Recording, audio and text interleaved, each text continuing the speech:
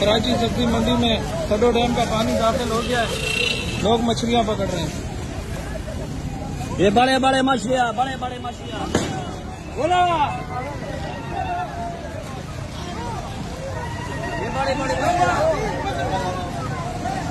25/7/2022 आज तारीख है।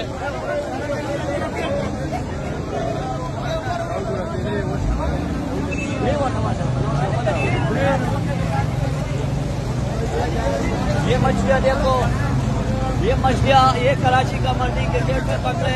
ये 25 साल के बाद कराची का मंडी में मछली आया हुआ है और सैलाब में ये मछलियाँ देखो भैया, ये बड़े बड़े मछलियाँ, ये लोग मसरूफ है।